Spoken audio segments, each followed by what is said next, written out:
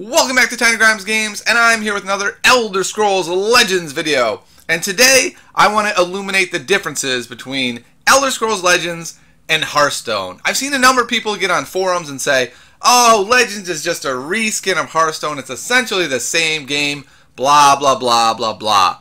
I'm here to tell you, that is absolutely not true. These two games are fundamentally different. They may look similar in different ways, and that's really because Hearthstone has put out such an amazing game that everyone has sort of redefined how they're making games based on the success of Hearthstone. But the gameplay itself is actually quite a bit different. I would like to say there are two major, huge differences and a whole slew of smaller differences, in which I'll just list some of them for you. But I'm going to go ahead and first talk about the biggest differences. And the first giant difference is that there are lanes in this game. That's right. It's not just simply put a card down, control the board, win the game. In Elder Scrolls Legends, there are actually two different lanes. If you see here, there's one on the left, there's one on the right. The one on the left is called the field lane. When you put a card into the field lane, you are simply playing a card like you normally would in a lane. It's available to be attacked immediately. If you put a card in the shadow lane, it has cover, what it's called, which basically means it can't be targeted the first turn. Now, lanes are so important because they add this really deep level of strategy. First of all, where do I play my guys? But second of all, let's say your opponent is controlling one lane. The game isn't over. You're not just dead because your opponent is controlling one of the lanes. You have a chance to try to either combat that lane or take the other lane. This is really important because in Hearthstone, the way the game usually works is if you can control the lane, the one single lane, the game is essentially over unless your opponent is ramping into big creatures, they're able to play some really good taunts, or they're able to find board removal or some other sort of removal. Whereas in Legends, you can actually just play around them, play into another lane. So it's much harder to have a full control over two different lanes. It's possible, but it's not quite as likely. The other really interesting thing is with two lanes, sometimes the lanes interact with each other, sometimes they don't. So for example, you can do something like, my opponent has the left lane, so I'm going to take the right lane and then play my left lane board wipe. There's a card, it's 8 cost, it says kill all creatures in the lane on both sides of the board, but if you put all your creatures in the other lane, you just wipe that board and move on. And so it makes for this really interesting strategy and back and forth. And now, let's go into just the fact that there's a shadow lane. The fact that you can take a guy, I'll take this guy, put him over here. Now he can't be targeted next turn. He can be hit by spells, but it makes for this really interesting situation where, let's say, your opponent has pretty good control of both sides of the board.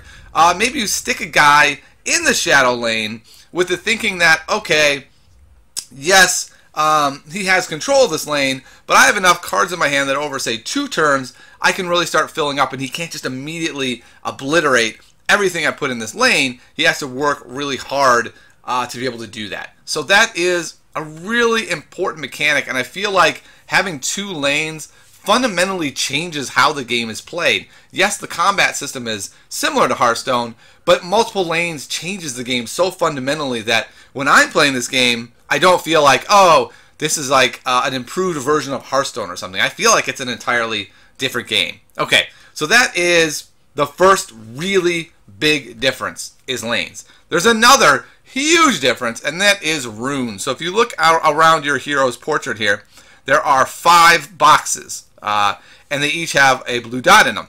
Now, when you take damage for the first threshold, it's basically a 5 damage threshold. So this is 25, 20, 15, 10, 5. When you reach that threshold, you get a card. So my opponent swung at me, they hit me in the face, I got a card. Great. What's so cool about this mechanic is that there's so much strategy involved with it. First, most basic thing, aggro decks aren't quite as good. If you're able to swing at your opponent's face over and over and over, yeah, that's great. You did a lot of damage, but guess what? You drew them tons of cards. So there's a much higher chance they're going to draw a guy like this, a guy with guard, which is essentially taunt. So they have a giant taunt character, or they're going to find their removal, or worse yet, they're going to find their board wipe. And you're going to have spent all your cards doing damage to their face, giving them cards to suddenly wipe your board, and now what? Now you're in a tough spot as they make the comeback. So it's a really great comeback mechanic. On top of that, it makes it even more interesting. Let's say you are the aggro deck. You've done all this damage. Now you're spent. You have no cards. You're top decking. Your opponent's ready to make their comeback. But guess what? As they make their comeback, they're giving you cards again. So now maybe even as that aggro deck, you're not dead yet. You are replenishing. You're sort of waiting. You got that one more shot to try to blitz them out one more time later in the game, maybe in the mid game or the end game. It just adds a lot of strategy. Now on top of that, there's a lot of strategy of, well, in Hearthstone, if you can do a damage, you do a damage. It's as simple as that. You don't want to miss damage. In Legends, it can be really interesting. Do I really want to do a damage here with them at 26, knowing they're going to draw a card? And you have to weigh that every time. And often you're going to say yes, but it becomes even more important late game. Let's say your opponent has no cards and they have 6 health, and you have enough to kill them next turn outright, and you can just do 1 now to make it a little easier next turn in case they draw something. You really have to weigh that. Do I want to give my opponent an extra card, an extra chance to draw that out that they were looking for, or not? Okay, so closely associated with this whole rune mechanic is something called prophecy. And so certain cards have prophecy. And this is a hugely different mechanic from anything we've seen in Hearthstone. It's kind of like traps, only way worse in a getting wrecked by it way, because at least traps are on the board. Your opponent paid mana, they paid tempo to play them.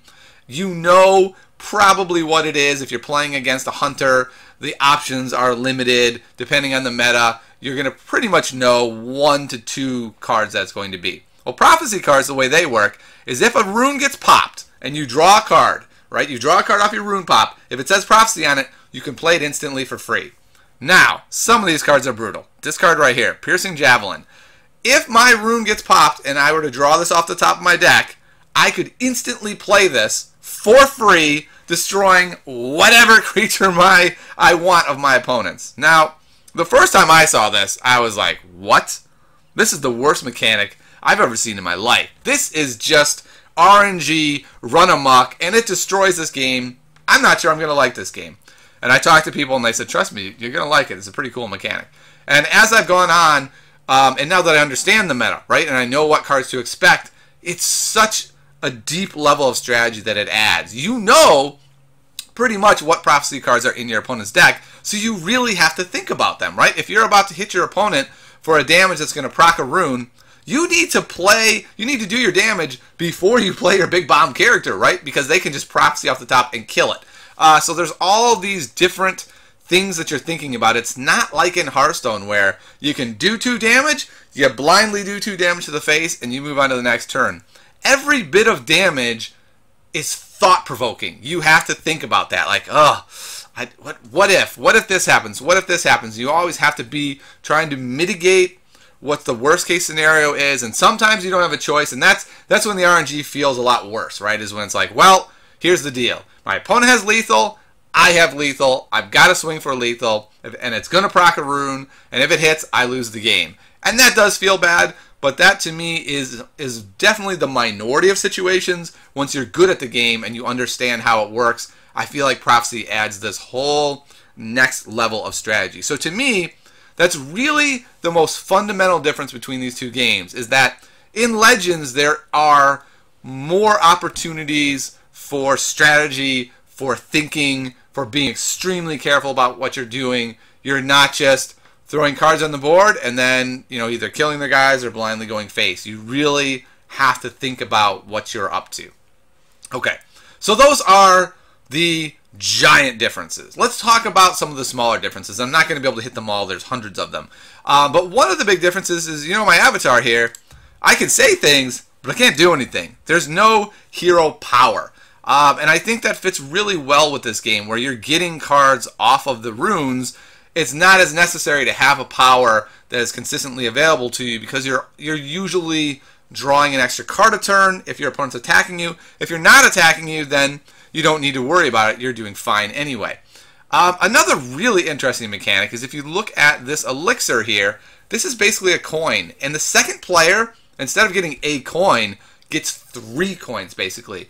You can only use 1 a turn, so you can't do just ridiculous things. But it really tries to even out that advantage that the first player gets. And what's even more interesting, if you notice, this is on the board. It's called the support. Well, there are cards that will target supports. The main one that people play is either a 4-drop or a 5-drop. And so you really have to think to yourself, like, okay, I could save this, right? I could do this really cool play late game and ramp into something, but it's really dangerous. Maybe I want to do this early. So again, it's this back and forth of strategy and really thinking carefully about even when do I want to use this advantage that I've been giving, because this advantage could just poof, go away at any moment.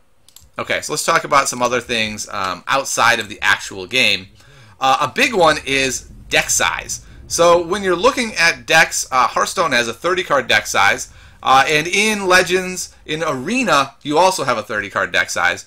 But in Constructed, you actually have a 50-card deck size, which is really interesting because it allows you to have, first of all, a lot of different choices that you're having to make. But second of all, the way Legendaries work is also very interesting and fits into this, that if it is a unique, like, bomb character that does something ridiculous, it tends to be, it's unique, and then it only is a one-up. So for instance, this guy, Mirak Dragonborn, comes into play, steals an enemy creature. That is pretty amazing play, but you can only have one of him. So you can't build your whole deck around him. He has to just be a card that maybe I hit him, maybe I don't. All the other cards in your deck, instead of being 2 ofs, you can have 3 of. So for instance, something like Dawn's Wrath. If you really think that you're going to need 3 8-drop board wipes of a lane, then you can have all 3 of them. And so it's really interesting. That allows you to really build decks around different strategies. So for instance, there is a rare in green, the Murkwater Witch, where he grows, the Murkwater Savage, he grows every time you play a green guy. So you can have 3 of these in your deck.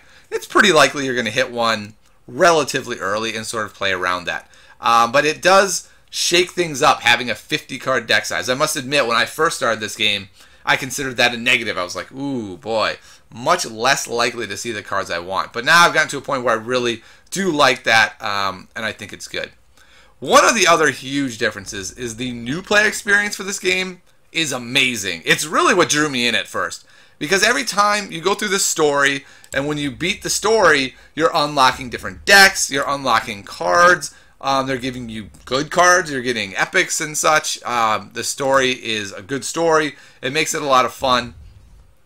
With that new player experience, there's also a mode called Solo Arena. So it's just like a regular drafting arena.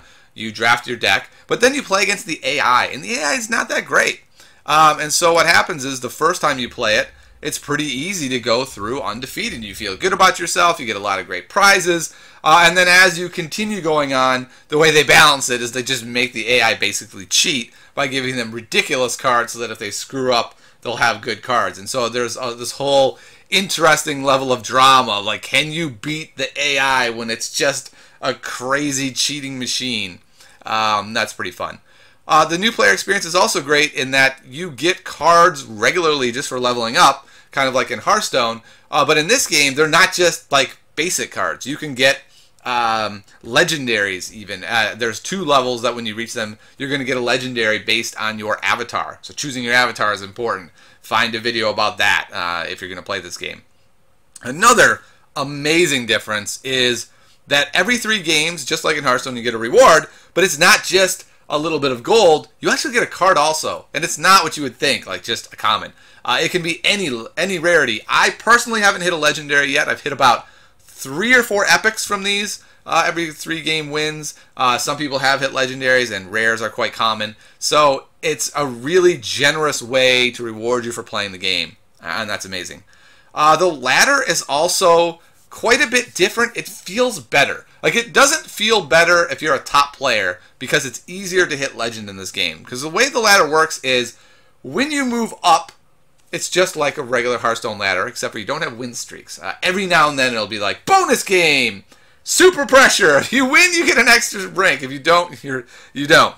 But when you lose, like let's say you're rank 4 and you lose, okay? You're moving down the rank just like in Hearthstone. You move down the star levels. But when you get to the bottom of 4, you don't fall back to 5. You fall into what's called the snake. And the snake only has 2 ranks. So you can basically hit 4, just go on the worst RNG bender you've ever gone on in your life. Where in Hearthstone you drop 4 ranks from like 1 to 5. In this game you would drop from 1 to the bottom of the snake in 1, and then you're still able to climb back out. So it's a great mechanic, especially for those out there who tilt like crazy. You can tilt all you want and just hang out on the snake all day and not lose any levels. The downside to some is that it does make it easier to hit legend. I think that's actually a good thing. If you put in the time and you win enough games, you will hit legend eventually in the game. The real challenge is hitting, top 50 legend, top 100 legend. That becomes much more challenging as you have to win many, many, many games in a row to be able to pull that off. But I think the ladder is a lot of fun because it's very rewarding. It's a ladder that is rewarding rather than punishing.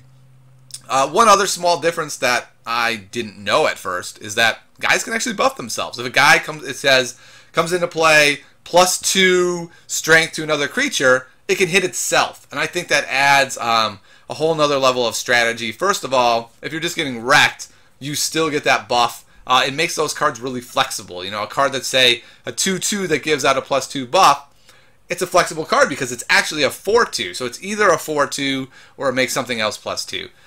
So there are all of these huge differences, all of these small differences, what I consider to be 2 earth-shattering, like this is a whole different game differences in lanes and runes, and then just a pile of smaller differences. Essentially, I feel like this is a different game that has a much better new player experience. In my opinion, there are more decision points, more opportunities for strategy, both in the larger deck size, with lanes, with the runes, with prophecy.